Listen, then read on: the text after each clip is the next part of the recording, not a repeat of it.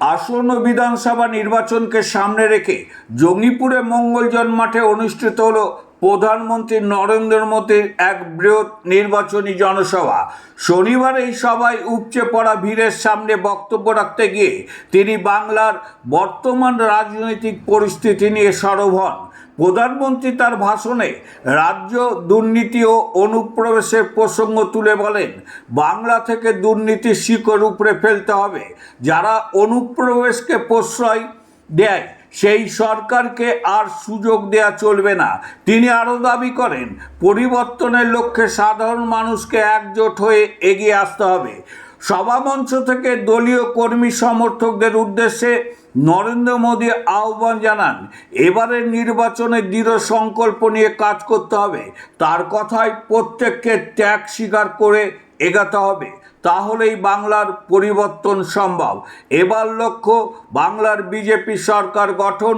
এই জনসভায় উপস্থিত ছিলেন 64 নম্বর মুর্শিদাবাদ বিধানসভা কেন্দ্রের বিজেপি প্রার্থী গৌরীশঙ্কর ঘোষ সহ জেলার অন্যান্য বিজেপি প্রার্থীগণ। সভাকে ঘিরে এলাকা জুড়ে ছিল কড়া নিরাপত্তা ব্যবস্থা ও রাজনৈতিক উত্তেজনা। প্রধানমন্ত্রীর এই সভাকে ঘিরে রাজনৈতিক মহলে শুরু হয়েছে নতুন করে জোর জল্পনা। নির্বাচনের আগে এই জনসভা যে রাজ্যের রাজনীতিতে তাৎপর্যপূর্ণ প্রভাব ফেলতে পারে তা মনে করছেন বিশ্লেষকরা। कलाकार दोस्तों का धन्यवाद करता हूँ। क्या शानदार चित्र बना करके लाए हैं। नेताजी सुभाष बाबू किसने बनाया है, वाह, एक से बढ़कर एक।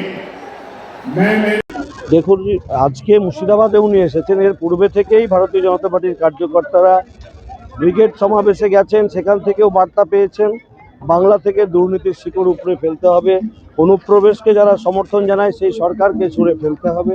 তাই সমস্ত কর্মী সমর্থকদেরকে এবারে একেবারে সংকল্প নিয়ে কাজ করতে হবে যে এবার বাংলায় বিজেপির সরকার করতে হবে, তৃণমূলকে বিসর্জন দিতে হবে। তার জন্য আরও বেশি বেশি করে আমাদের ত্যাগ স্বীকার করতে হবে, কাজ করতে হবে। এই বার্তায় প্রধানমন্ত্রী দিয়েছেন।